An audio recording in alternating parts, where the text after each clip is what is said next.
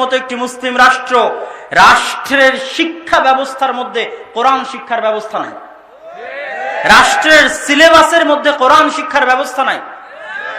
তাহলে যেই মুসলিম রাষ্ট্রের সিলেবাসের মধ্যে কোরআন শিক্ষার ব্যবস্থা নাই, ওই রাষ্ট্র কিভাবে আল্লাহ সুবহানাহু ওয়া তাআলার নিকটে সম্মানের দাবি করতে পারে? পারে না।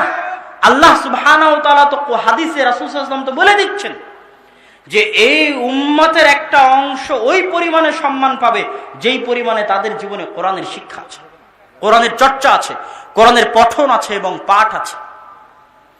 তাহলে কোরআনের চেয়ে গুরুত্বপূর্ণ আমার এবং আপনার জীবনে কিছু আছে? কিছু আছে আমার এবং আপনার জীবনে গুরুত্ব? আল কোরআন হুজ্জাতুন লাকুম ওয়া আলাইকুম, কোরআন কিয়ামতের মাঠে আপনার পক্ষে কথা বলবে, অথবা কোরআন কিয়ামতের মাঠে আপনার বিপক্ষে কথা বলবে। চুপ থাকবে না।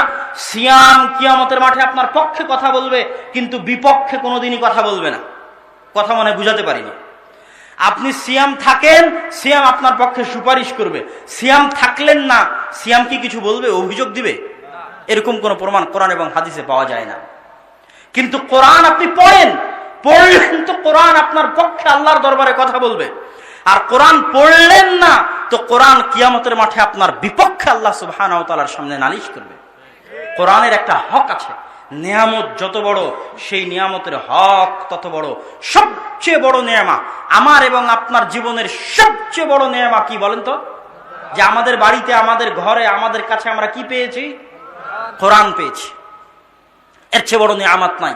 আর এই নিয়ামতের যদি আপনি অবমূল্যায়ন করেন, না পড়েন, না জানেন, না শিখেন, বাড়িতে না পড়েন, তাহলে আল্লাহর নিকট কি জবাব দিবেন? সবকিছু করার সময় হয়েছে, বিয়ে শাদী করার সময় হয়েছে, ব্যবসা বাণিজ্য করার সময় হয়েছে, কৃষি কাজ করার সময় হয়েছে, SSC, HSC, honours, masters, PhD degree করার সময় হয়েছে, বিসিএস পাশ করে সরকারি চাকরি করার সময় হয়েছে, ব্যবসা বাণিজ্যের সময় হয়েছে, সন্তান সন্ততি পালন করার সময় হয়েছে, বাড়ি গাড়ি তৈরি করার সময় হয়েছে। কি শিখার সময় হয়নি? কি শিখার সময় হয়নি? আল্লাহর সামনে উত্তর দিতে পারবেন, জবাব দিতে পারবেন? কোরআনবিহীন জীবন কুকুর শ্রীগালের মতো। আর ওই বাড়ি, যে বাড়িতে কোরআন পড়া হয় না, কবরের চাইতে অন্ধকার। মুসলমানের জীবন কোরআনবিহীন কল্পনা করা অসম্ভব। মুসলমানদের বাড়ি কোরআন পড়াবিহীন কল্পনা করা অসম্ভব।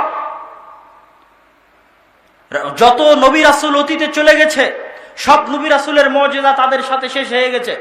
ঈসা আলাইহিস সালাতু ওয়াস সালামকে আল্লাহ আসমানে উঠিয়ে নিয়েছে। তিনি যদি জীবিত ব্যক্তির গায়ে হাত দিতেন, মৃত ব্যক্তির গায়ে হাত দিলে জীবিত হয়ে যেত। অন্ধ ব্যক্তির চোখে হাত দিলে অন্ধ ব্যক্তির চক্ষুষ্মান হয়ে যেত। টাকলা মাথায় হাত